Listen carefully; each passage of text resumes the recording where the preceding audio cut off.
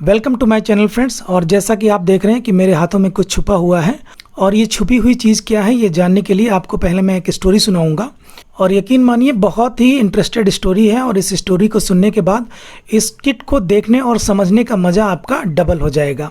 Amplifiers के बारे में मैं एक नई सीरीज़ में वीडियो लाने वाला हूँ, तो उसके बारे में भी डिक्लेरेशन इसी वीडियो में होगा। तो फ्रेंड्स ध्यान से इस वीडियो को देखिएगा ताकि आप जान सकें कि मेरे हाथों में जो चीज़ है उसमें स्पेशल क्या है और मेरे चैनल पर आगे किस तरीके के वीडियोस आने वाले हैं। तो आइए फ्रेंड्स स्टोरी की शुरुआत करते हैं। और यहाँ पर सबसे पहले मैं आपको एक पिक्चर दिखाना चाहूँगा। ये जो फोटो देख रहे हैं ये मिस्टर आद्या एस त्रिपाठी की है और ये एक बहुत बड़े साइंटिस्ट हैं। और इनके बारे में थोड़ा सा इंट्रोडक्शन मैं और आपको दे देता हूँ। इनकी कंपनी के नाम पर लगभग 100 पेटेंट्स हैं डिफरेंट फील्ड में, जिसमें ऑडियो और ऑटोमोबाइल भी शामिल है। और इनकी कंपनी का क्या नाम है मैं आपको बाद में बताऊंगा। तो जो कंपनी इन्होंने बनाई थी वो 1990s के टाइम में बनाई थी और उनकी कंपनी बहुत ही फेमस हुई। और 1996 आते आते इनकी कंपनी का वैल्यूएशन जो था $1 बिलियन था अमेरिकन मार्केट के हिसाब से। तो आप समझ रहे हैं कि इनकी कंपनी कितनी बड़ी थी। और नाम से आप जान ही गए होंगे कि ये एक इंडियन है और इन्होंने अपना बीटेक किया है BHU यानी कि बनारस हिंदू यूनिवर्सिटी से। साथ में ही इन्होंने एमटेक भी वहीं से किया है और उसके बाद ये फॉरेन चले गए, वहाँ से इन्होंने PhD वगैरह की डिग्री ली। और फ्रेंड्स आज आप जो भी क्लास D एम्पलीफायर देख रहे हैं मेरे अपने ही चैनल पर लगभग 20-30 वीडियोस पड़े हुए हैं डिफरेंट टाइप के क्लास D एम्पलीफायर्स के। तो ये सारे एम्पलीफायर्स, ये सारी ICs इन्हीं के बनाए हुए आइडियाज़ पे चलती हैं। जब इन्होंने कंपनी बनाई 1990s में तो इन्होंने क्लास D एम्पलीफायर का इन्वेंशन पहली बार किया था। उसके पहले भी क्लास D था लेकिन इतना एफिशिएंट नहीं था। एम्पलीफायर में क्लास क्या है इसके बारे में एक मैं डिटेल्ड वीडियो बना चुका हूँ, वहाँ से आपको पता चल जाएगा कि क्लास D एम्पलीफायर क्या चीज़ होता है। शॉर्ट में मैं बता दूं, class D amplifier audio amplifier का एक क्लास है जो कि बहुत ही एनर्जी एफिशिएंट होता है। तो आद्या एस त्रिपाठी जी ने क्लास D एम्पलीफायर में कुछ मेजर इम्प्रूवमेंट किए जिसकी वजह से वो मार्केटेबल हो गया, यानी कि उसको लोग अडॉप्ट करने लगे। इसके पहले क्लास D एम्पलीफायर था लेकिन वो सब थ्योरेटिकल थे और बहुत ज़्यादा यूज़फुल नहीं थे।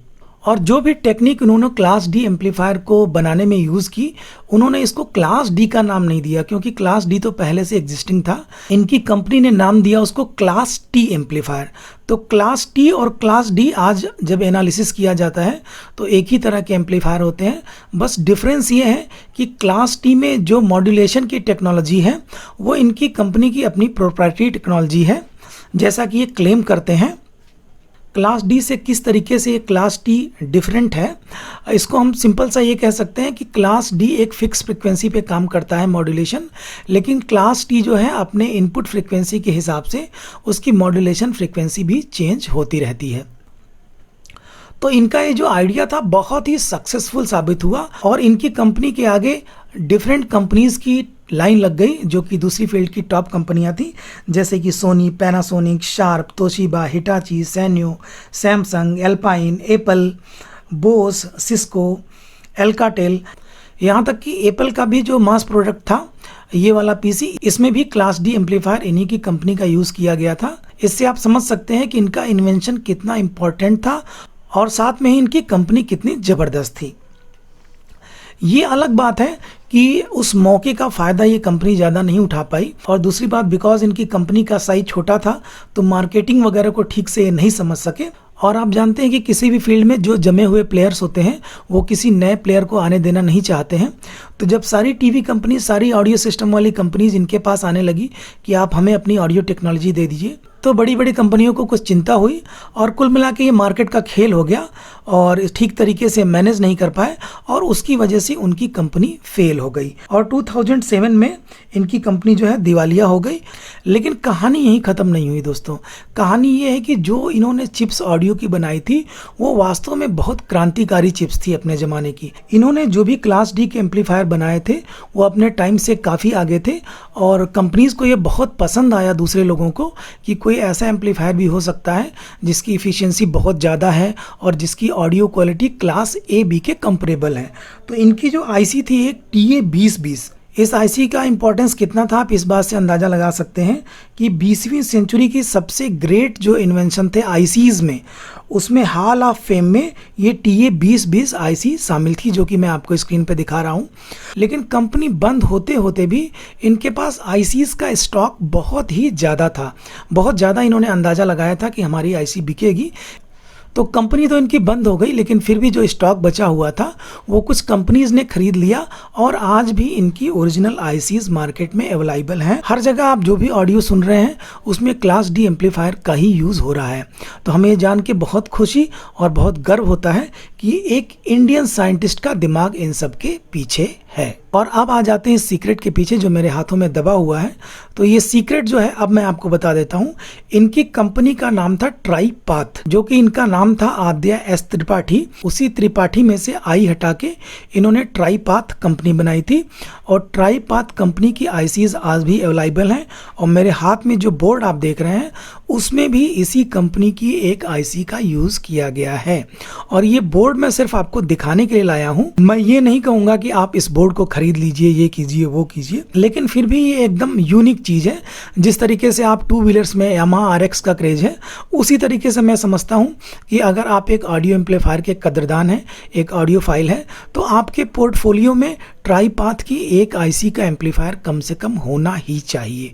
तो TA-2020 का मिल जाए तो ज़्यादा अच्छा है। TA-2020 का एम्पलीफायर रेडीमेड में लेपेई कंपनी से आता है, जो अगर आप वेबसाइट्स पे ढूंढेंगे तो मिल जाएगा। ये एम्पलीफायर जो है ट्राईपाथ की आईसी को इम्प्लीमेंट करके बनाया गया है। इस आईसी में भी ट्राईपाथ का लोगो बना हुआ है और ये आईसी मेड इन कोरिया है। और बेसिकली इस बोर्ड को आपको दिखाने का मेरा पर्पस था कि आप उस ग्रेट इंडियन साइंटिस्ट से फैमिलियर हो जाएं जिन्होंने क्लास डी टेक्नोलॉजी को यहाँ तक पहुँचाया जिस फॉर्म में आज हम इसे सुन रहे हैं। ये बोर्ड 12 वोल्ट की सप्लाई से चलता है और इसमें ट्राईपाथ का TA-2024 आईसी लगती है। ये आईसी जो है 10 वाट के 2 चैनल यानी कि स्टीरियो आईसी है, दे सकती है 4 ओम के लोड पर, 15 वाट भी देती है 8 ओम पर। लेकिन डेटा शीट में आप देखेंगे और डेटा शीट का डेट आप देखिए, ये डेटा शीट 2001 की है, तो इसमें आपको THD फिगर बहुत ही कम मिलेगा। और THD फिगर इसका ऑडियो फाइल रेंज में आता है। THD जब 0.1 के रेंज में होता है तो हम उसको ऑडियो फाइल मानते हैं, तो ये 0.01 के आसपास है, तो बहुत ही कम इसमें नॉइज़ है। और बाकी सारा डिटेल आप देख ही रहे हैं। और कंपनी ने क्लेम किया है कि ये क्लास डी नहीं क्लास टी एम्पलीफायर है। तो एक तरीके से अगर आप माने तो ये पहला क्लास टी एम्पलीफायर है मेरे चैनल पर। और शायद अगर मुझे और भी आईसी जिस ट्राईपाथ की मिलती हैं तो मैं उनका रिव्यू करूँगा। बड़ी ही इसकी आवाज़ मेरे को सेटिस्फैक्ट्री लगी, भले ही ये 2001 की या जब की भी बनी हुई आईसी हो। आज के हिसाब से देखेंगे तो इसकी टेक्नोलॉजी पुरानी हो चुकी है, लेकिन कुछ ना कुछ इनोवेटिव चीज़ तो थी इसमें। इसी वजह से इतनी पुरानी होते हुए भी बहुत ही कानों को सुकून देने वाली आवाज़ मुझे इसकी लगी। और बाकी डेटा शीट मैं पूरी एक तरह से स्क्रीन पर आपको दिखा देता हूं ताकि आप पूरी नज़र डाल लीजिए, आपको कहीं से भी ज़रूरत पड़े तो देख सकते हैं। डेटा शीट इसका अवेलेबल भी है, आप डाउनलोड भी कर सकते हैं।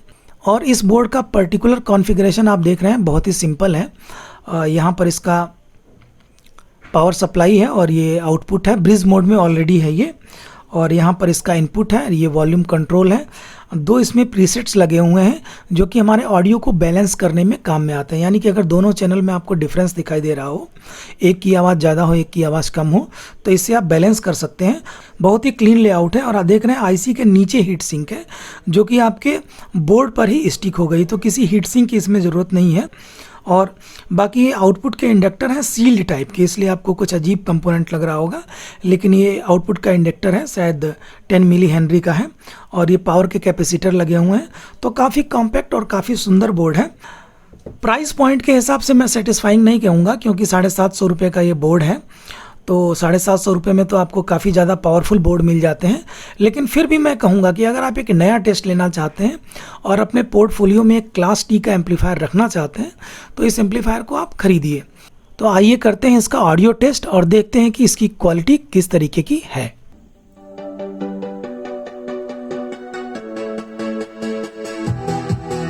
किसी भी बेस ट्रिबल बोर्ड का मैं यूज़ नहीं कर रहा हूँ।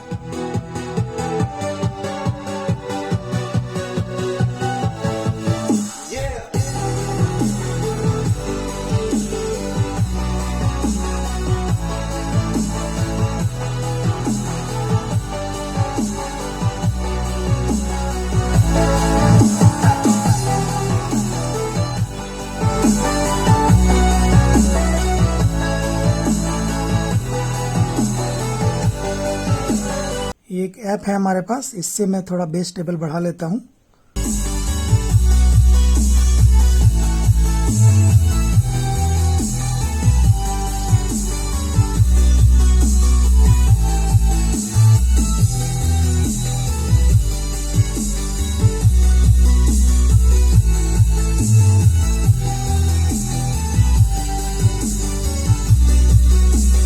आईसी में थोड़ी सी हीट है।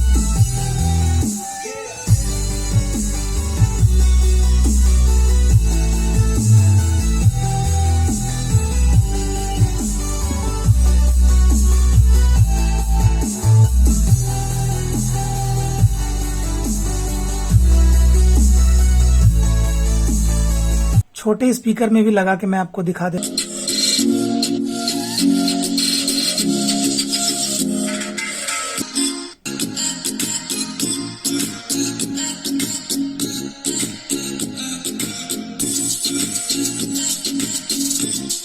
तो फ्रेंड्स, कैसा लगा आपको एक नए टाइप के एम्पलीफायर का रिव्यू मेरे चैनल पर। उम्मीद है मुझे कि आपको स्टोरी भी पसंद आई होगी और एम्पलीफायर भी पसंद आया होगा। और जैसा कि मैं आपको बताने वाला था कि एम्पलीफायर के बारे में मैं एक नई सीरीज स्टार्ट करने वाला हूं। लगभग 6 से 10 वीडियोस में बनाऊंगा और वहां पर मैं आपको ट्रांजिस्टराइज्ड एम्पलीफायर बिल्कुल डिजाइन करना जीरो से सिखाऊंगा। लेकिन मैं ये ध्यान रखूंगा कि एक नॉन टेक्निकल आदमी भी इस चीज को समझ जाए, ताकि अगर आपको इंजीनियरिंग की नॉलेज नहीं है तब भी आप डिसाइड कर सकते हैं कि किस तरीके का एम्पलीफायर अच्छा है और किस तरह का एम्पलीफायर आपको मार्केट से लेना है और क्या मॉडिफिकेशन आप उसमें कर सकते हैं। तो उम्मीद है दोस्तों कि आपको मेरा कंटेंट पसंद आया होगा और बहुत सारे डिस्क्रिप्शन में मैं लिंक देता हूं। आपको कोई भी चीज खरीदनी है तो वहीं से खरीदिए। अगर आप मेरे लिंक से क्लिक करके जाते हैं तो कुछ भी अगर आप खरीदते हैं तो एक छोटा सा कमीशन मेरे चैनल को मिलेगा और जिससे मुझे हेल्प होती है इस चैनल को चलाने के लिए। इसी के साथ अगले वीडियो तक के लिए ओके एंड बाय।